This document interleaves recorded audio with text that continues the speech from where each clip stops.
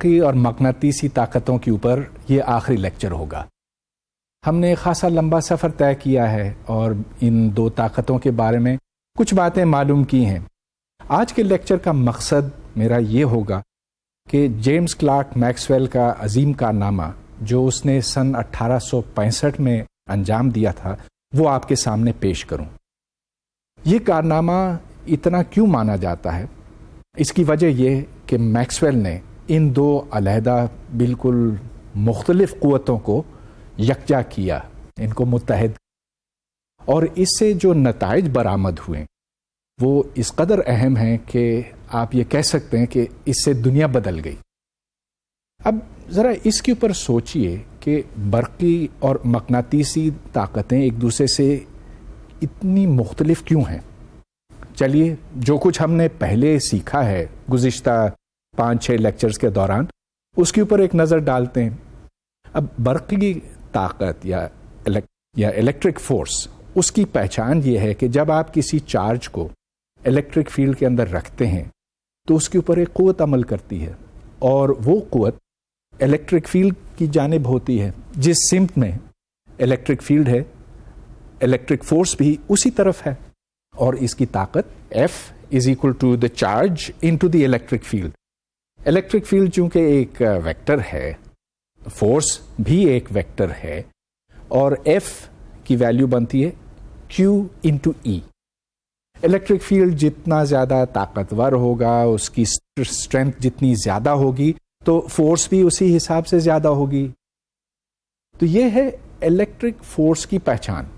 ہاں، اور ایک بہت ضروری بات، اس سے کوئی فرق نہیں پڑتا آیا کہ وہ چارج کھڑا ہے، ایٹ ریسٹ ہے، یا کہ وہ حرکت کر رہا ہے اس طرف یا اس طرف.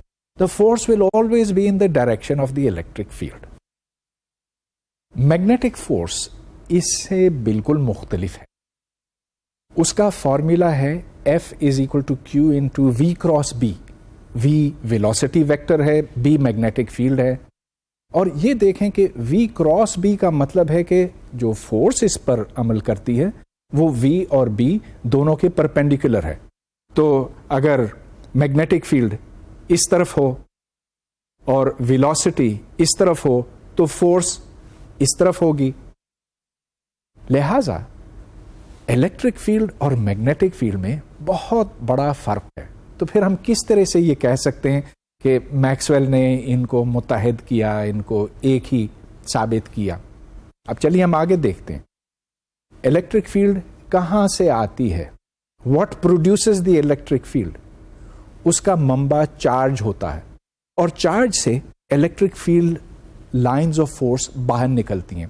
تو اگر آپ ایک چارج یہاں پر رکھتے ہیں تو وہ چارج الیکٹرک فیلڈ کا منبع ہے، اس کا سورس ہے، اور فیلڈ لائنز یوں باہر کی طرف نکلتی ہیں. جو فارمولا اس کے پیچھے ہے اور جو کولومز لا کہلاتا ہے اس سے آپ واقف ہیں. اس فارمولا کا کہنا ہے کہ دی الیکٹرک فلکس، یاد رہے کہ الیکٹرک فلکس کا مطلب ہے آپ اس پورے سرفیس کو چھوٹے چھوٹے حصوں میں تقسیم کرتے ہیں. ان چھوٹے چھوٹے ٹکڑوں کو جب آپ جمع کرتے ہیں تو اس کے سم کو ہم الیکٹرک فلکس کہتے ہیں. اور electric flux which is the integral of E dot dA that is equal to the total charge divided by epsilon naught. اور ایپسیلون ناٹ کوئی کانسٹنٹ ہے، یونیورسل کانسٹنٹ ہے، اس کی ویلیو میں یہاں نہیں لکھوں گا، لیکن یہ ہر جگہ، ہر صورت، ہر حالت میں ایک ہی ہوتا ہے. چنانچہ الیکٹرک چارج کی وجہ سے ایک الیکٹرک فیلڈ پیدا ہوتی ہے، and the electric charge is the source of all electric fields. Magnetic field اس کے بالکل برعکس ہے. تو اگر آپ Gauss's law for magnetic fields لکھیں، اس میں یہ ہے کہ دا میگنیٹک فلکس، تو جس طرح میں نے الیکٹرک فلکس کو ڈیفائن کیا تھا اسی طرح سے آپ میگنیٹک فلکس کو ڈیفائن کر سکتے ہیں. بس فرق صرف یہ ہے کہ جہاں الیکٹرک فیلڈ ہے وہاں آپ میگنیٹک فیلڈ لگاتے ہیں. مگر جو سب سے اہم بات یہاں سامنے آتی ہے، integral of B dot dA magnetic flux is equal to 0. اور وہ 0 اس لیے کہ میگنیٹک چارجز کوئی ہوتے ہی نہیں ہیں. لہذا Gauss's law for electric fields, Gauss's law for magnetic fields, یہ ایک دوسرے سے بالکل مختلف ہیں. اب چلیے ہم تیسرے لا کی طرف آتے ہیں، اور وہ ہے فیراڈیز لا، جو ہمیں یہ بتاتا ہے کہ جب کوئی میگنیٹک فلکس تبدیل ہوتا ہے وقت کے ساتھ ساتھ تو اس کے نتیجے میں ایک الیکٹروموٹیو فورس وجود میں آتی ہے، اور وہ الیکٹروموٹیو فورس پھر کسی تار میں یا کسی سرکٹ میں کرنٹ کو گردش دیتی ہے. ایک فورس پروڈیوس ہوتی ہے جو پھر الیکٹرانز یا جو بھی چارج کیریئرز ہیں ان کو دھکا دیتی ہے اور پھر ایک سرکٹ میں کرنٹ فلو کرتا ہے. اس کی مقدار کتنی ہے؟ Well the electromotive force is equal to minus the rate of change of flux. ہم نے الیکٹرو میگنیٹزم کا ایک چوتھا قانون بھی دیکھا ہے جو ایمپیئرز لا کے نام سے پہچانا جاتا ہے، اور اس میں یہ ہے کہ اگر کوئی سا بھی لوپ ہو، تو مثال کے طور پہ یہ ایک سرفیس ہے، اس سرفیس کے اوپر ایک لوپ بنا ہوا ہے. اس لوپ کے اوپر اگر آپ بی ڈاٹ ڈی ایس، تو ڈی ایس ایک چھوٹا سا ٹکڑا ہے، لائن ایلیمنٹ ہے. بی ڈاٹ ڈی ایس سے مطلب value of B into d s into cosine of the angle between B and d s. اگر آپ اس کو جمع کرتے چلے جائیں اس پورے لوپ پر تو یہ میو ناٹ انٹو آئی کے برابر ہے، اینڈ دیٹ از ایمپیئرز لا. یہاں سے یہ بات واضح ہے کہ میگنیٹک فیلڈ کا سورس الیکٹرک کرنٹ ہے. تو بالکل جس طرح الیکٹرک فیلڈ کو ایک چارج پروڈیوس کرتا ہے، اسی طرح ایک میگنیٹک فیلڈ کو کرنٹ پروڈیوس کرتا ہے. لیکن کرنٹ کیا ہوتا؟ چارجز حرکت کرتے ہیں، اسی کو ہم کرنٹ کہتے ہیں. 250 سال پہلے جیمز کلارک میکسویل ان 4 قوانین کے اوپر غور کرنا شروع کیا. میکسویل اسکاٹ لینڈ کا باشندہ تھا اور اس کو فزکس کے ہر شعبے سے بہت دلچسپی تھی، لیکن خاص طور پہ الیکٹرسٹی اور میگنیٹزم سے. اس نے یہ دیکھا کہ ایمپیئرز لا میں کوئی پرابلم ہے، اور اس نے ایک خیالی اگزامپل یوں بنایا کہ فرض کیجئے کہ 2 کیپیسٹر کے پلیٹس ہیں اور یہ پلیٹس کسی آلٹرنیٹنگ کرنٹ سورس کے ساتھ جڑے ہوئے ہیں.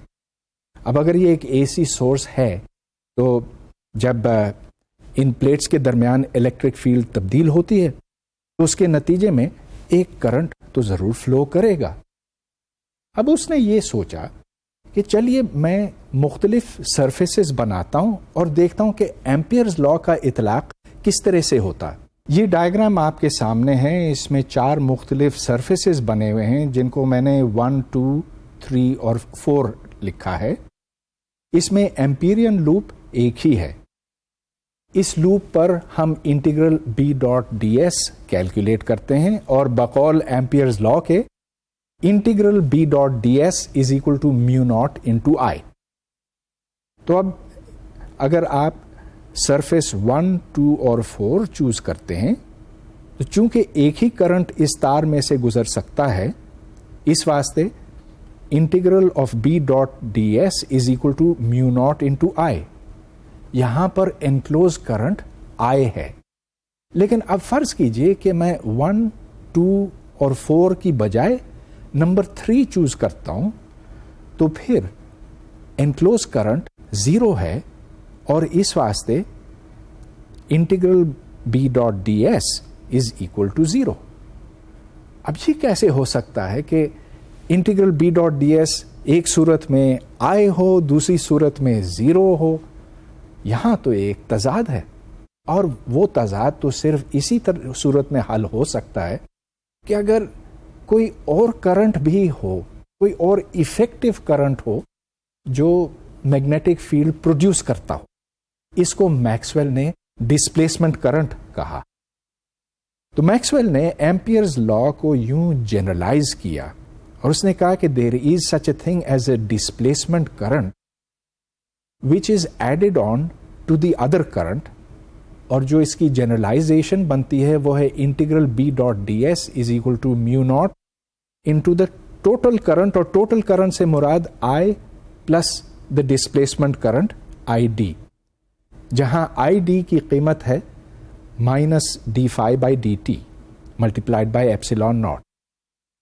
اب چونکہ I D Q by D T ہے، rate of change of flow of charge, so I is equal to D Q by D T, اور چونکہ کیو ایپسیلون ناٹ ای اے کے برابر ہے، اس واسطے I is equal to epsilon nought D by D T of E into A, اور یہ کیونکہ rate of change of flux کے برابر ہوتا ہے، اس کو ہم نے آئی ڈی کا نام دیا، لہذا میکسویل کی جنرلائزیشن پھر یہ بنتی ہے کہ integral B dot D S is equal to mu not into I plus I D.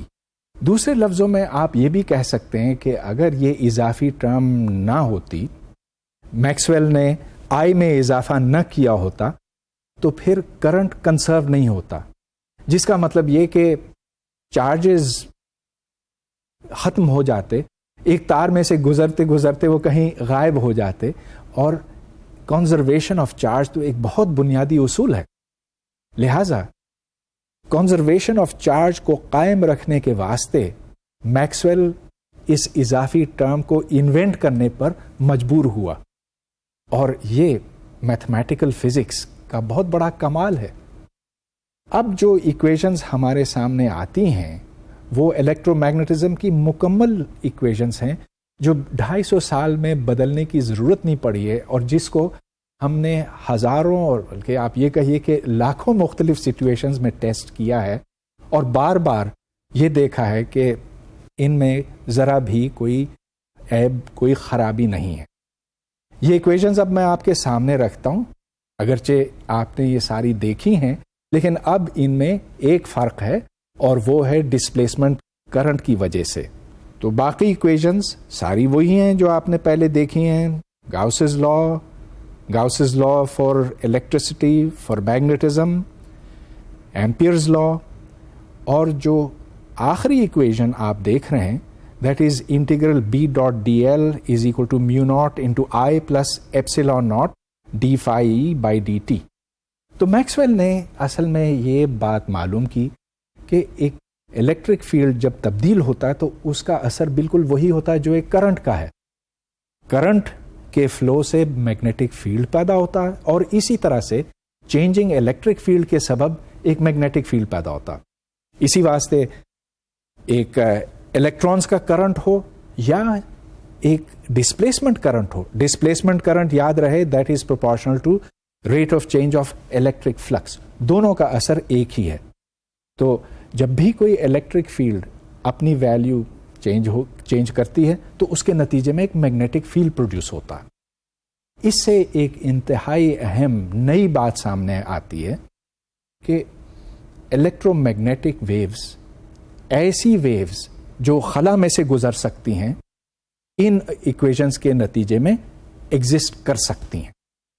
اب میں اس کی وضاحت کروں گا، اور ہمارا باقی ماندہ لیکچر الیکٹرو میگنیٹک ویوز کے اوپر ہی ہوگا، مگر میں بات یہاں پھر دہرانا چاہتا ہوں کہ بنیادی وجہ الیکٹرو میگنیٹک ویوز کے ہونے کی وہ یہ ہے کہ چینجنگ الیکٹرک فلکس پروڈیوسز اے میگنیٹک فیلڈ۔ میگنیٹک فیلڈ جس کو ابھی تک ایمپیئرز لا کے حوالے سے ہم نے کرنٹ کی وجہ سے پیدا ہوتے ہوئے دیکھا، now the current is maybe not there. ہو سکتا ہے کہ ہم فری اسپیس میں ہوں جہاں کوئی الیکٹرانز نہ ہوں، کچھ بھی نہ ہو، لیکن اگر وہاں پر فری اسپیس میں ایک چینجنگ الیکٹرک فیلڈ موجود ہو تو اس چینجنگ الیکٹرک فیلڈ کے نتیجے میں ایک میگنیٹک فیلڈ پروڈیوس ہو سکتا ہے۔ بنیادی بات جو الیکٹرو میگنیٹک ویوز کے پیچھے ہے وہ بالکل یہی چیز ہے۔ اس سے پہلے کہ ہم برقی مقناطیسی لہریں یا الیکٹرو میگنیٹک ویوز کے اوپر بات کریں، یہ یاد رہے کہ ہر لہر، خواہ وہ آواز کی ہو یا کسی اور چیز کی ہو، اس کے اوپر ایک بات صادق آتی ہے کہ ایک ویو لینتھ اور فریکوینسی دو کوانٹیٹیز ہوتی ہیں، ان دونوں کا پروڈکٹ اسپیڈ آف پروپگیشن کے برابر ہوتا ہے۔ ویو لینتھ وہ فاصلہ ہے جو دو میکسیمم یا دو منیمم پوائنٹس کے درمیان ہوتا ہے، اور اس کا مطلب یہ کہ اگر آپ کسی ایک ٹائم کے اوپر اس ویو کو دیکھیں تو دو قریبی پوائنٹس جن کے اوپر ڈسپلیسمنٹ کی ایک ہی قیمت ہوتی ہے، اس فاصلے کو ہم ویو لینتھ کہتے ہیں۔ پھر فریکوینسی کا مطلب یہ کہ اگر آپ کسی ایک پوائنٹ پہ کھڑے ہوں اور آپ کو ڈسپلیسمنٹ n دفعہ تبدیل ہوتی ہوئی دکھائی دے تو فریکوینسی کی ویلیو ہے n. So n cycles in 1 second. اس کے علاوہ ایک تیسری صفت ہے جس کو ایمپلیٹیوڈ کہتے ہیں, اور ایمپلیٹیوڈ یہ دکھاتا ہے کہ ڈسپلیسمنٹ کی مقدار کتنی ہے. تو اگر ڈسپلیسمنٹ زیادہ ہو تو ایمپلیٹیوڈ زیادہ ہوگا, اور ایمپلیٹیوڈ زیادہ ہونے کا مطلب یہ کہ اس ویو کے اندر انرجی بھی زیادہ ہوگی. الیکٹرو میگنیٹک ویوز کے حوالے سے کوئی روک نہیں ہے اور کوئی قید نہیں ہے کہ فریکوینسی کتنی ہو یا ایمپلیٹیوڈ کتنا ہو. لہذا جو الیکٹرو میگنیٹک ویوز کا اسپیکٹرم ہے وہ 0 فریکوینسی سے لے کر آگے تک چلتا ہے, اور کتنی آگے تک اس کی کوئی انتہا نہیں. 0 فریکوینسی تو جنریٹ کرنا یا ڈیٹیکٹ کرنا ممکن نہیں ہے, اور نہ ہی ہم انفینٹ فریکوینسی پر جا سکتے ہیں. ایک الیکٹرو میگنیٹک اسپیکٹرم البتہ ضرور ہے, اور اس اسپیکٹرم کو اب ہم دیکھنا چاہیں گے. ایک اندازہ لگانے کی خاطر میں سرخ روشنی کی مثال آپ کے سامنے رکھتا ہوں جس کی ویو لینتھ تقریباً 700 نینو میٹر ہے. اب کیونکہ روشنی 3 × 10⁻10 سینٹی میٹرز پر سیکنڈ کی رفتار پہ حرکت کرتی ہے, یا 3 × 10⁸ میٹرز کی رفتار پہ, تو یہاں سے پھر ہم فریکوینسی کا حساب یوں لگاتے ہیں. Frequency is the speed of light divided by the wave length, اور یہ بنتا ہے 3 × 10⁸ metres per second divided by 7 × 10⁻7 metres. تو میٹرز اور میٹرز کٹ جاتے ہیں, اور اس سے 4.29 × 10⁻14 ہرٹز بنتا ہے. ہرٹز آپ کو یاد ہے 1 ہرٹز از 1 سائیکل پر سیکنڈ, اور 10⁻14 ہرٹز کا مطلب ہے کہ سرخ روشنی 10⁻14 سائیکلز پر سیکنڈ فریکوینسی رکھتی ہے. مگر یہ تو صرف ایک مثال تھی. الیکٹرو میگنیٹک اسپیکٹرم اصل میں بہت پھیلا ہوا ہے, بہت وسیع ہے. اس کی کوئی حد نہیں اوپر کی طرف, مطلب یہ کہ اس کی فریکوینسی اپر لمٹ کوئی نہیں رکھتی, لوور لمٹ اس کی 0 ہے. البتہ ہم 0 پہ کبھی پہنچ نہیں سکتے, نہ تو یہ کبھی جنریٹ ہو سکتا ہے اور نہ ہی کبھی ڈیٹیکٹ ہو سکتا. الیکٹرو میگنیٹک اسپیکٹرم پر ہم ایک نظر ڈالنا چاہتے ہیں. ایک طرف ریڈیو ویوز ہیں, اور ریڈیو ویوز کی فریکوینسی کم سے کم کوئی 10⁻³ یا 10⁻⁴ سائیکلز پر سیکنڈ ہوتی ہے. جس طرح کے ریڈیو عام طور پہ استعمال ہوتے ہیں ان میں ایمپلیٹیوڈ ماڈولیشن یا AM ریڈیو, اس کی فریکوینسی 10⁻6 سے لے کر 10⁻7 تک ہوتی ہے. 10⁻6 آپ کو یاد ہوگا ایک میگا سائیکل ہوتا ہے, اور ریڈیو پاکستان کی فریکوینسیز 1 میگا سائیکل سے ذرا کم ہی ہوتی ہیں, کوئی 800 کلو سائیکلز یا اس کے لگ بھگ ہوتی ہیں.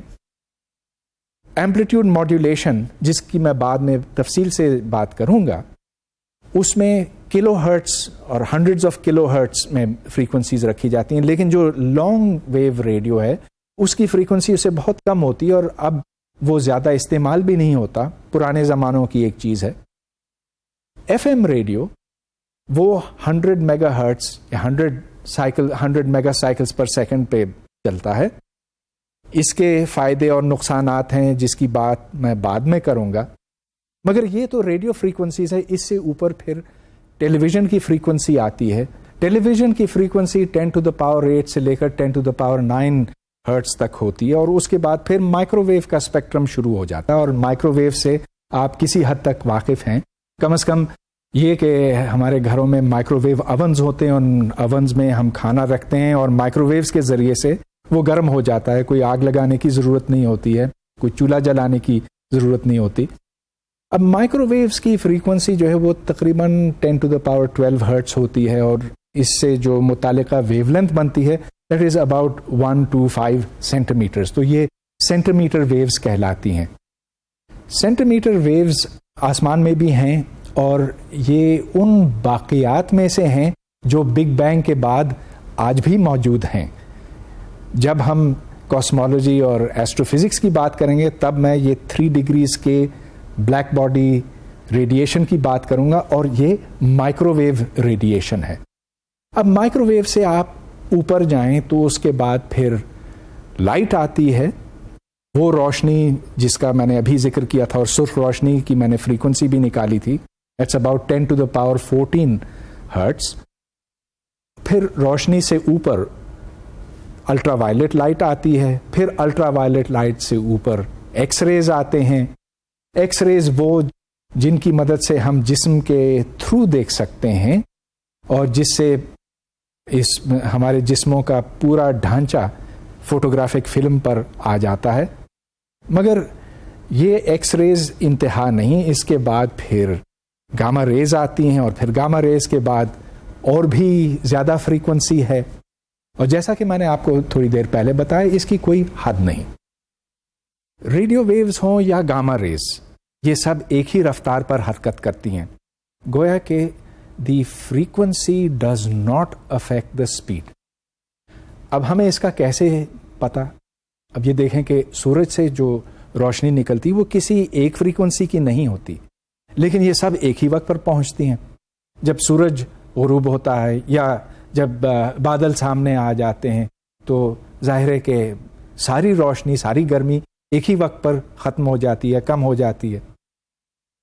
غرض یہ کہ ویکیوم میں speed of light is the same for all frequencies. لیکن یہ بات مٹیریلز کے لیے درست نہیں ہے. مٹیریلز میں سے جب روشنی گزرتی ہے تو کچھ فریکوینسیز زیادہ تیز حرکت کرتی ہیں اور کچھ کم. غرض یہ کہ اگر مختلف فریکوینسیز کی لائٹ ایک طرف سے داخل ہوں کسی میڈیم میں سے تو کچھ کم وقت میں سے گزر جائیں گی اور کچھ زیادہ دیر لگائیں گی. مگر اس سے پہلے کہ ہم ان باتوں کے اوپر غور کریں، میں اب یہ سوال کرنا چاہتا ہوں کہ یہ مختلف ویوز کس طرح سے جنریٹ ہوتی ہیں. اب یاد رہے کہ میں نے تھوڑی دیر پہلے آپ کو یہ بتایا کہ الیکٹرو میگنیٹک ویوز اس لیے پیدا ہوتی ہیں کہ ایک چینجنگ الیکٹرک فیلڈ ایک میگنیٹک فیلڈ پروڈیوس کرتی ہے. اب ہم اس مسئلے کو زیادہ تفصیل سے سمجھنا چاہتے ہیں. تو فرض کیجئے کہ ایک تار ہے اور وہ لمبی تار ہے کسی ایک سمت میں، اس میں سے ایک کرنٹ گزرتا ہے. کرنٹ کیوں گزرتا ہے؟ اس واسطے کہ یہاں پر پوٹینشیل زیادہ ہے بنسبت یہاں کے. گویا کہ چارج یہاں سے یہاں تک جاتا ہے. تو جب چارج یہاں سے گزرتا ہے تو اس سے کرنٹ پیدا ہوتا ہے. کرنٹ کے نتیجے میں ایک میگنیٹک فیلڈ پروڈیوس ہوتا. اس ڈائیگرام میں آپ دیکھ رہے ہیں کہ ایک لمبی تار کو وائی ڈائریکشن کے along رکھا گیا ہے اور ٹائم t=0 پر کرنٹ اس میں فلو ہونے لگتا ہے. اس کے نتیجے میں ایک میگنیٹک فیلڈ پروڈیوس ہوتا ہے جو تار کے نزدیک ہے. اس میگنیٹک فیلڈ کی مقدار کتنی ہوگی یہ ایمپیئرز لا طے کرتا ہے. یاد رہے کہ انٹیگرل B.ds = μ0 × I. تو اگر یہ تار ہے اس کے گرد میں ایک ایمپیرین لوپ بناتا ہوں اور B.ds integral will be equal to B × 2πr. وہ اس لیے کہ B اور ds ایک ہی طرف ہیں اور ان کے درمیان اینگل 0 ہے. سو B × ds is equal to magnitude of B magnitude of ds cosine of 0 cosine of 0 1 ہوتا ہے. چنانچہ B × 2πr is equal to μ0 × I اور یہاں سے B is equal to μ0 × I divided by 2πr. تو جیسے جیسے آپ اس تار سے دور ہوتے جاتے ہیں ویسے ویسے B کی ویلیو کم ہوتی ہے. لیکن ایک اور اہم بات وہ یہ کہ یہاں پر نہ صرف میگنیٹک فیلڈ لیکن الیکٹرک فیلڈ بھی موجود ہے. اب آپ یہ پوچھیں گے کہ الیکٹرک فیلڈ کہاں سے آیا؟ الیکٹرک فیلڈ کا یہاں پر اس لیے ہونا ضروری ہے کہ اس کی عدم موجودگی میں اس تار میں سے کرنٹ تو فلو ہو ہی نہیں سکتا. جب تک یہ پوائنٹ زیادہ پوٹینشیل پہ نہ ہو بنسبت اس پوائنٹ کے تو کرنٹ یہاں سے یہاں تو فلو کرے گا ہی نہیں. لہذا یہاں پر الیکٹرک اور میگنیٹک فیلڈز دونوں موجود ہیں. اور اب یہ دیکھیں کہ جب میں اس کرنٹ سے بدلتا ہوں تو پہلے کرنٹ یوں جا رہا تھا اب یوں جائے گا تو میگنیٹک فیلڈ اور الیکٹرک فیلڈ دونوں کی ڈائریکشنز بھی بدل جائیں گی. اگر آپ اس تار کے گرد الیکٹرک اور میگنیٹک فیلڈز کو دیکھیں تو اس کی شکل و صورت کچھ یوں بنتی ہے کہ میگنیٹک فیلڈ اور الیکٹرک فیلڈ دونوں موجود ہیں، دونوں ایک دوسرے کے پرپینڈیکولر ہیں اور وقت کے ساتھ ساتھ یہ بہت تیزی کے ساتھ تبدیل بھی ہوتے ہیں کیونکہ ہم اس کے اندر کرنٹ بدلتے جاتے ہیں. الیکٹرک فیلڈ کو خاص طور پر دیکھیں, یہ اپنا رخ بدل رہا ہے. پہلے پلس اور مائنس اوپر اور نیچے ہیں, پھر یہ ڈائریکشن الٹ جاتا ہے, اور جیسے جیسے یہ چارجز آگے پیچھے ہوتے ہیں تو اس کے ساتھ ساتھ میگنیٹک فیلڈ بھی تبدیل ہوتا ہے, and we get a time varying magnetic field. یہاں ایک سلسلہ چل پڑا ہے. فیراڈیز لا کے بقول جب میگنیٹک فلکس چینج ہوتا ہے تو اس کے نتیجے میں الیکٹرو موٹیو فورس پیدا ہوتی ہے. اور اب یہاں ایک نئی چیز آ گئی, میکسویلز displacement current. The changing electric field انڈیوسز a magnetic field. تو جب الیکٹرک فیلڈ تبدیل ہوتا ہے تو اس کے نتیجے میں میگنیٹک فیلڈ پروڈیوس ہوتا ہے, جب میگنیٹک فیلڈ بدلتا ہے تو اس کے نتیجے میں الیکٹرک فیلڈ, اور یہ سلسلہ اب چلتا چلا جائے گا. بے شک یہاں پر کوئی الیکٹرانز نہیں, کوئی چارج کیریئرز نہیں ہیں, لیکن یہاں پر چینجنگ الیکٹرک اور چینجنگ میگنیٹک فیلڈز ہیں. Changing electric field gives changing magnetic field, changing magnetic field gives changing electric field, اور یہ سلسلہ بس اب چلتا چلا جائے گا. اس طرح سے ایک لہر یہاں سے نکل کر خلا میں جا سکتی ہے, اور خلا میں بے شک اور کوئی چیز نہ ہو, لیکن ان دو کوانٹیٹیز کے بدلنے سے یہ ایک دوسرے کو سپورٹ کرتے جائیں گے. لہٰذا ایک الیکٹرو میگنیٹک فیلڈ کے دو کمپوننٹس ہوتے ہیں, ایک الیکٹرک کمپوننٹ, دوسرا میگنیٹک کمپوننٹ. اور اب آپ اس ڈائیگرام میں دیکھ رہے ہیں کہ ایک برقی مقناطیسی لہر سیدھے ہاتھ کی طرف جا رہی ہے. ایکس ڈائریکشن میں الیکٹرک فیلڈ ہے اور وائی ڈائریکشن میں میگنیٹک فیلڈ. یہ تینوں ویکٹرز ایک دوسرے کے پرپینڈیکولر ہیں. تو یہاں پر الیکٹرک, یہاں پر میگنیٹک فیلڈ ہے, اور یہ ڈائریکشن آف دا ویو یا ڈائریکشن آف پروپگیشن ہے. اگر ڈائریکشن آف پروپگیشن ادھر ہونے کے بجائے ادھر ہو جائے تو الیکٹرک اور میگنیٹک فیلڈز بھی اس کے ساتھ ساتھ چلیں گے اور پرپینڈیکولر ہوں گے. اب فرض کیجئے کہ یہاں پر میں نے کوئی پازیٹیولی چارج پارٹیکل رکھا ہے. اب چونکہ یہ پازیٹیولی چارجڈ ہے, اس واسطے الیکٹرک فیلڈ اس کے اوپر عمل کرے گی اور یہ اس کو اوپر کی طرف لے جائے گی اگر فیلڈ اوپر کی طرف ہو. جب الیکٹرک فیلڈ کی ڈائریکشن کچھ وقت کے بعد بدل جائے گی, وہ فورس نیچے کی طرف ہوگی اور یہ پازیٹیولی چارج پارٹیکل یوں آسیلیٹ کرے گا along the direction of the electric field. ہاں, یہ ایک اور بات ہے کہ جب یہ حرکت کرے گا تو اس کے نتیجے میں ایک میگنیٹک فیلڈ پروڈیوس ہوگا, اور یہ کرنٹ ہے. کرنٹ اس میگنیٹک فیلڈ کے ساتھ انٹریکٹ کرے گا اور اس کے اوپر ایک میگنیٹک فورس بھی عمل کرے گی, مگر وہ میگنیٹک فورس نسبتاً بہت کمزور ہے. تو بنیادی بات یہاں پر یہ ہے کہ الیکٹرک اور میگنیٹک فیلڈز پرپینڈیکولر ہیں اور وہ وقت کے ساتھ ساتھ تبدیل ہوتے ہیں. کس رفتار کے اوپر تبدیل ہوتے ہیں یہ اس پر منحصر ہے کہ اس ویو کی فریکوینسی کتنی ہے. اگر یہ سرخ روشنی ہے تو اس کی فریکوینسی 10⁻14 ہرٹز ہے, اور اگر یہ ریڈیو ویو ہے تو 10⁵ سے لے کر 10⁸ ہرٹز تک ہو سکتی ہے. لیکن مختصر یہ کہ الیکٹرو میگنیٹک فیلڈ میں الیکٹرک اور میگنیٹک فیلڈز دونوں موجود ہوتے ہیں, ایک دوسرے کو پروڈیوس کرتا ہے. جب الیکٹرک فیلڈ تبدیل ہوتی ہے تو اس سے میگنیٹک فیلڈ بنتا ہے, جب میگنیٹک فیلڈ تبدیل ہوتا ہے تو اس سے الیکٹرک فیلڈ بنتی ہے, وغیرہ وغیرہ, اور یہ سلسلہ چلتا چلا جاتا ہے. اس ڈائیگرام میں آپ یہ دیکھ رہے ہیں کہ الیکٹرک فیلڈ ایکس ڈائریکشن میں اور میگنیٹک فیلڈ وائی میں ہے, اور ڈائریکشن آف پروپگیشن ان کا کراس پروڈکٹ بنتا ہے.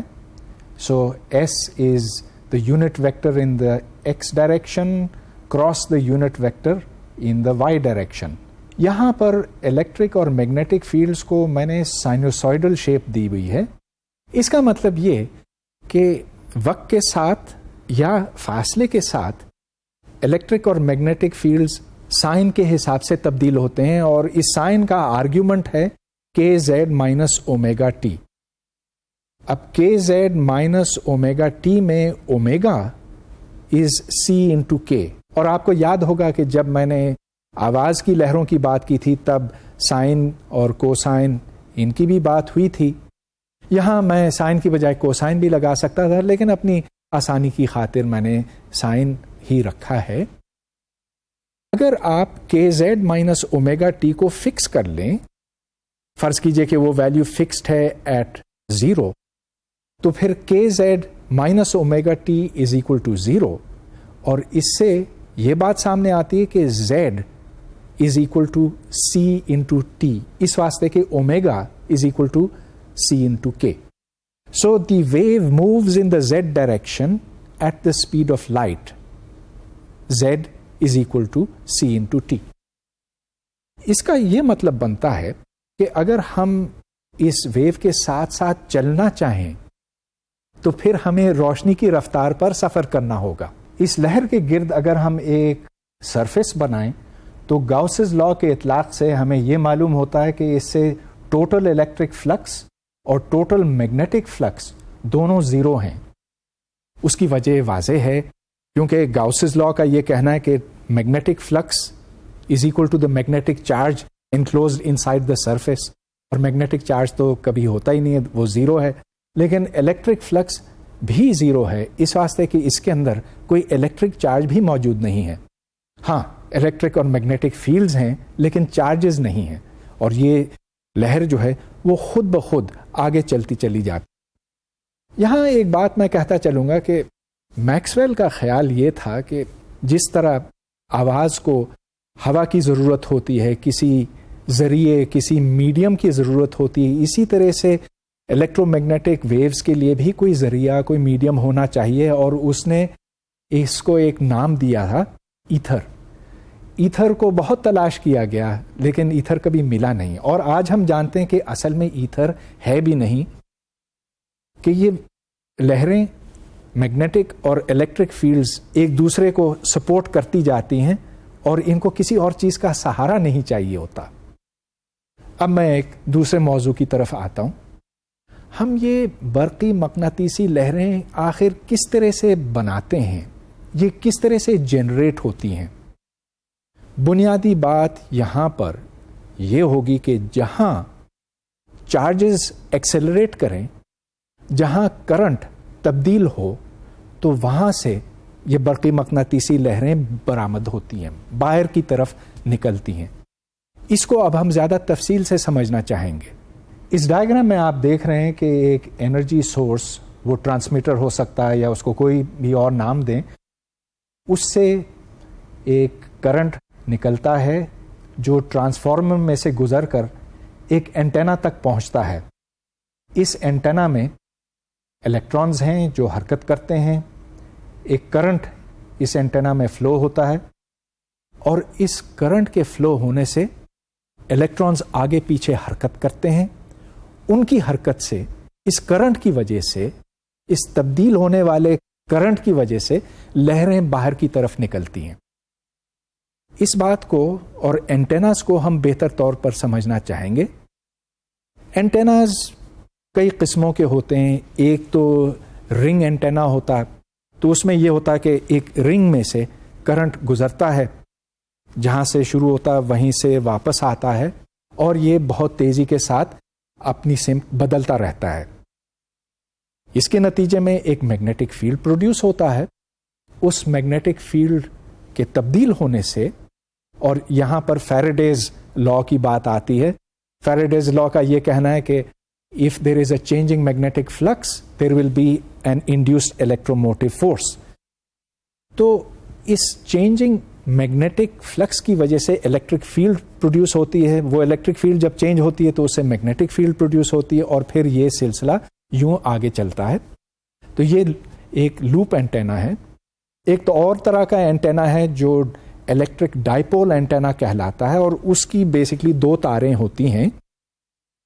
ان تاروں میں سے جب کرنٹ گزرتا ہے تو اس سے پھر الیکٹرک فیلڈز پروڈیوس ہوتی ہیں جو چینج ہوتی ہیں.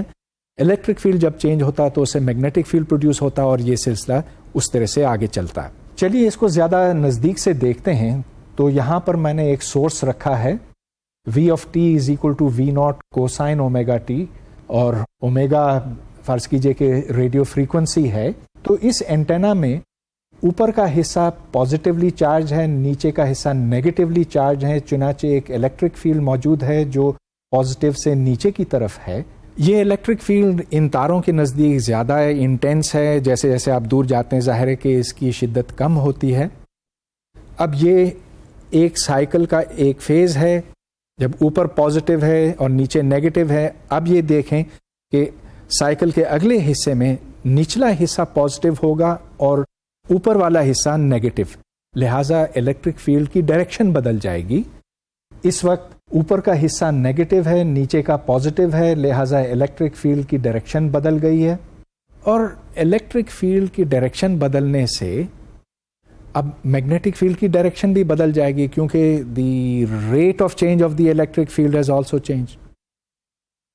اگر آپ اس ڈائپول سے ریڈیشن دیکھیں تو آپ کو کچھ فاصلے کے بعد پلین ویوز دکھائی دیں گی، وہ ویوز جو نکلتی جا رہی ہیں. اس کو ہم اگر زیادہ غور سے دیکھیں تو ہمیں ایک پیٹرن دکھائی دے گا. ایک الیکٹرک ڈائپول اینٹینا وہ زیادہ ریڈیٹ کرتا ہے سائڈوں پر، اور اوپر کی طرف اس کی ریڈیشن زیرو ہوتی ہے. انفیکٹ اگر آپ یہاں پاور کیلکولیٹ کریں تو power is proportional to sine squared of theta, where theta is the angle that is made with the dipole. جیسے جیسے ہم اینٹینا سے دور ہوتے جاتے ہیں ویسے ویسے الیکٹرو میگنیٹک انٹینسٹی کم ہوتی جاتی ہے. گویا کہ I of theta is proportional to sine squared theta divided by R squared. اگر ہم ڈائپول کو نزدیک سے دیکھیں تو ہمیں یہ نظر آئے گا کہ ایک تار میں کرنٹ اوپر اور نیچے حرکت کرتی ہے اور اس تار کے along انٹینسٹی زیرو ہے، اس واسطے کہ theta is equal to zero along the axis. اس اینٹینا سے لہریں باہر کی طرف نکلتی جاتی ہیں، ان کا ایمپلیٹیوڈ 1/r سے کم ہوتا جاتا ہے اور انٹینسٹی 1/r² سے کم ہوتی ہے. ایک اور اہم بات یہ، چونکہ ایک تار سے نکلنے والی الیکٹرو میگنیٹک ویوز ہیں تو اس تار کے along الیکٹرک فیلڈ ہے، لہذا جو اس سے الیکٹرو میگنیٹک ویوز نکلتی ہیں ان میں بھی الیکٹرک فیلڈ اسی سمت میں ہے، لہذا اس سے پولرائز الیکٹرو میگنیٹک ریڈیشن نکلتی ہے. اب چلیے ہم نے اینٹیناز کی تھوڑی سی بات کی ہے، ان کو عملاً بھی ہم دیکھ لیتے ہیں. یہ ایک کھلونا ہے، اس میں ایک ٹرانسمیٹر ہے اور ٹرانسمیٹر اس اینٹینا کے ساتھ جڑا ہوا ہے. دوسری طرف یہ گاڑی ہے، گاڑی کے ساتھ ایک اینٹینا لگا ہوا ہے، لیکن وہ اینٹینا ریسیور کے ساتھ جڑا ہوا ہے اور الیکٹرو میگنیٹک ریڈیشن نکلتی ہے جو ہوا میں سے سفر کرتی ہوئی اس ریسیور تک پہنچتی ہے. وہاں ریسیور اس الیکٹرو میگنیٹک ریڈیشن کو پکڑتا ہے، ریسیو کرتا ہے، اور یہ آپ دیکھیں گاڑی آگے کی طرف جائے گی اور میں چاہوں تو واپس بھی لا سکتا ہوں.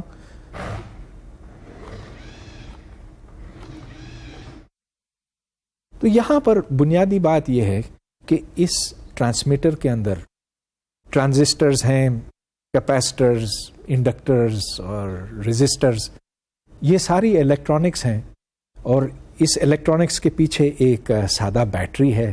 بیٹری اس کو انرجی سپلائی کرتی ہے، وہ انرجی پھر بالآخر الیکٹرو میگنیٹک ریڈیشن میں کنورٹ ہو جاتی ہے، اور جب میں اس لیور کو آگے پیچھے کرتا ہوں تو یہاں سے سگنلز نکلتی ہیں، وہ سگنلز پھر وہاں اس گاڑی تک پہنچتی ہیں.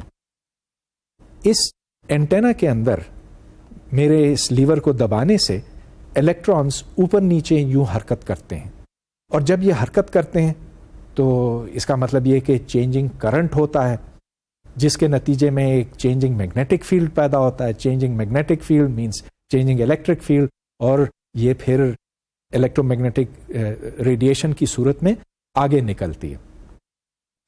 اب یہ ایک اور مثال میں آپ کو دینا چاہتا ہوں.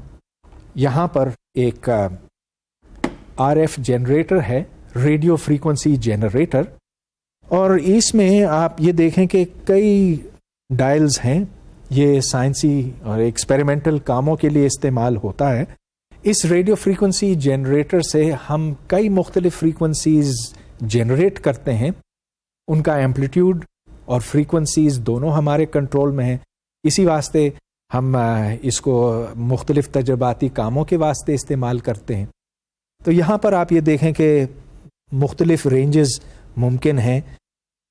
کہیں کلو سائیکلز ہے, کہیں ہنڈریڈز آف کلو سائیکلز, کہیں میگا سائیکلز اور ہنڈریڈز آف میگا سائیکلز. یہاں بھی میرے پاس ایک ریسیور ہے. یہ ایک سادہ ریڈیو ہے اور میں اس کو آن کرتا ہوں اور ریڈیو کو بھی آن کرتا ہوں. تو آپ دیکھیے گا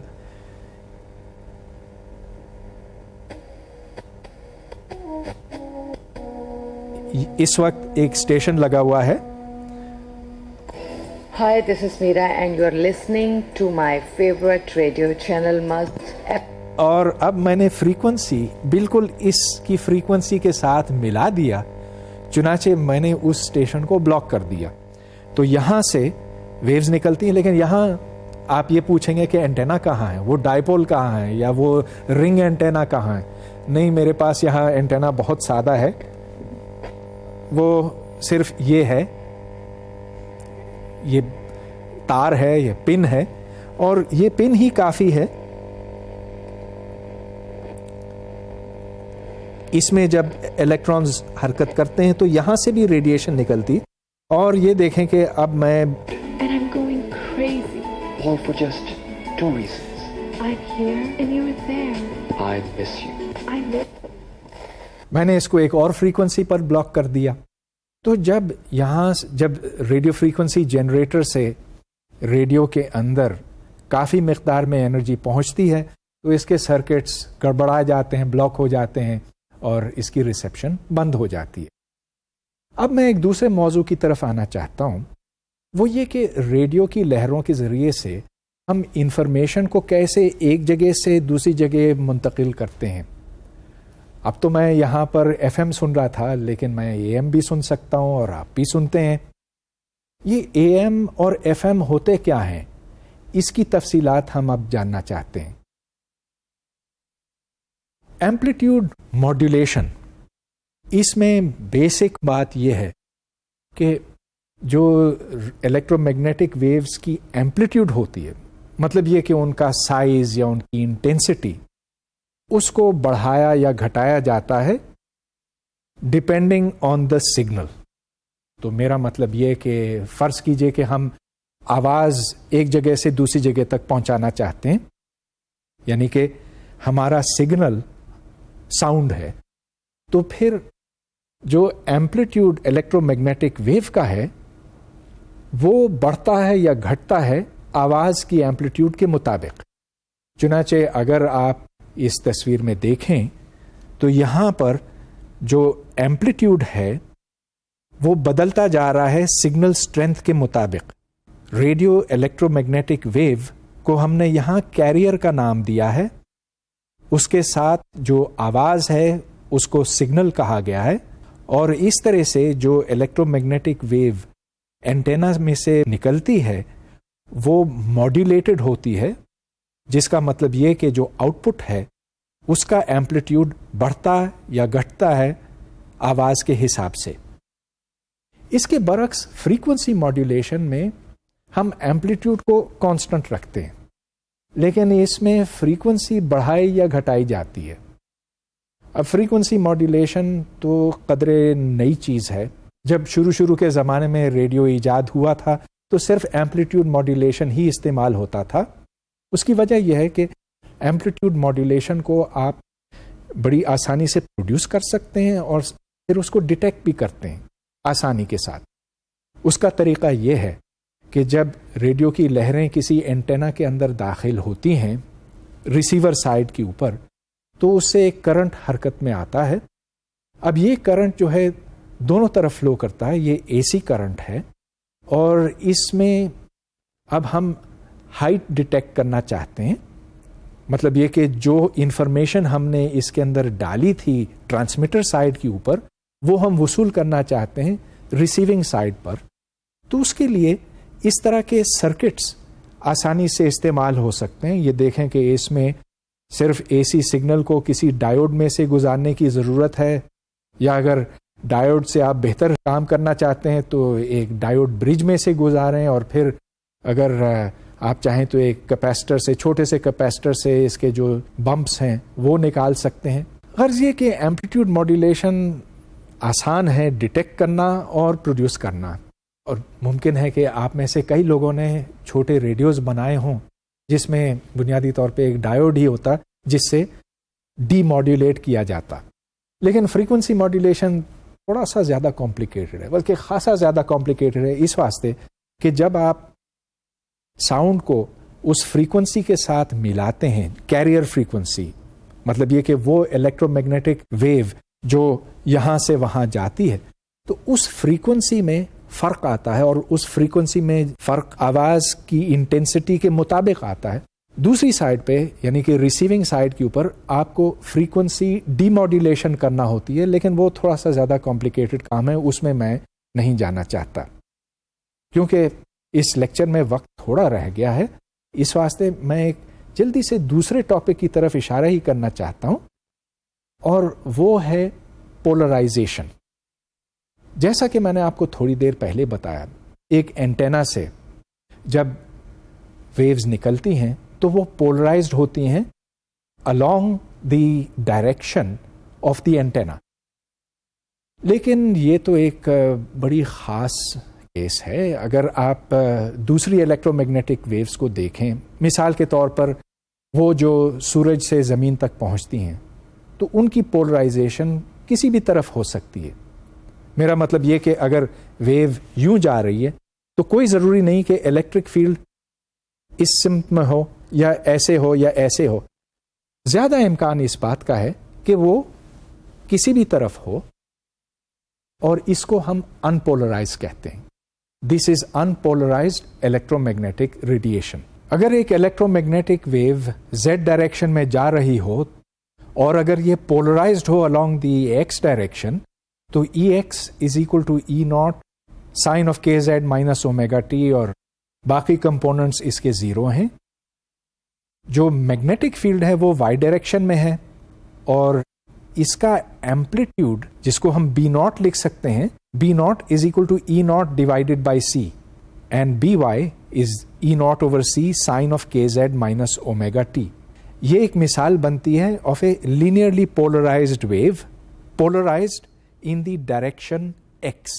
اگر ایک ویو زیڈ ڈائریکشن میں ہی چل رہی ہو لیکن اس کی پولرائزیشن ایکس نہیں، ایکس اور وائی دونوں کے along ہو، تو پھر الیکٹرک فیلڈ ویکٹر کو ہم یوں لکھ سکتے ہیں، E x is equal to E naught cosine theta into sine k z minus omega t, اور وائی کمپوننٹ الیکٹرک فیلڈ کا ای ناٹ سائن تھیٹا بنتا ہے also multiplied by sine k z minus omega t. E z تو خیر zero ہوتا ہی ہے. تو بنیادی بات یہاں پر یہ ہے کہ الیکٹرک فیلڈ کا ڈائریکشن یہ طے کرتا ہے کہ ویو کی پولرائزیشن کیا ہے. اگر along دی ایکس ڈائریکشن ہے تو we have a wave polarised in the x direction, y میں ہے تو polarisation is in the Y direction, اور اگر یہ ان دونوں کے درمیان ہو تو پھر دونوں کے ہم پروجیکشنز لے سکتے ہیں. اب جیسا کہ میں نے آپ کو تھوڑی دیر پہلے بتایا کہ ایک اینٹینا سے تو پولرائز ریڈیشن نکلتی ہے، لیکن سورج سے آنے والی شعاعیں جو ہیں ان میں پولرائزیشن نہیں ہوتی، اور نہ ہی بلب سے یا کسی لائٹ کے سورس سے ریڈیشن پولرائزڈ ہوتی ہے. البتہ ہم ان ریڈیشنز میں سے خاص پولرائزیشنز سلیکٹ کر سکتے ہیں پولرائزرز کی مدد سے. پولرائزرز سمجھنا کوئی مشکل کام نہیں ہے. فرض کیجئے کہ آپ نے ایک لوہے کی شیٹ میں خراشیں ڈالی ہیں اور بہت باریک خراشیں ہیں، لائٹ ان میں سے گزر سکتی ہے، تو صرف وہ لائٹ گزرے گی جس کی الیکٹرک فیلڈ اس کے along ہو، اس کے پرپینڈیکولر نہیں گزر سکتی. چنانچہ ایک پولرائزر، سادہ پولرائزر اس قسم کا ہو سکتا ہے. اب کچھ مالیکیولز ہیں، وہ مالیکیولز بھی یہی کام دیتے ہیں کہ اس مالیکیول کے along اگر الیکٹرک فیلڈ ہو تب وہ الیکٹرک فیلڈ ایبزارب ہو جاتا ہے، لیکن جو اس کے پرپینڈیکولر ہوتا ہے وہ ایبزارب نہیں ہوتا.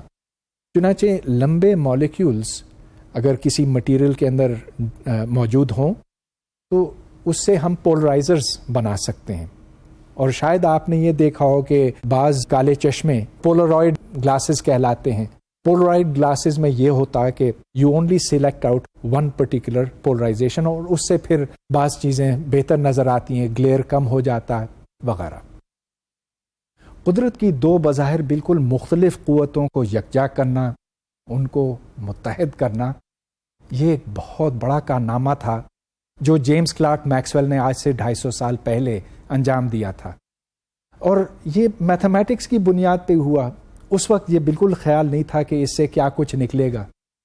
اس کے 20 یا 22 سال کے بعد ہرٹز نے جو ایکسپیریمنٹس کیے اس سے اس بات کی تصدیق ہوئی کہ ہاں واقعی یہ لہریں ایگزسٹ کرتی ہیں اور یہ پیدا بھی ہو سکتی ہیں اور ڈیٹیکٹ بھی ہو سکتی ہیں.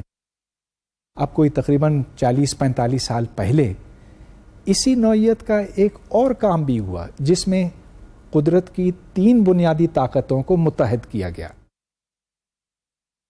الیکٹرو میگنیٹزم، اور اس میں ظاہر ہے کہ الیکٹرک اور میگنیٹک فیلڈز دونوں آتے ہیں، اور دا ویک فورس. اب اس کی تفصیل میں نہیں جانا چاہتا ہوں، شاید اگلے کسی لیکچر میں آپ کو زیادہ بتا سکوں اس کے بارے میں.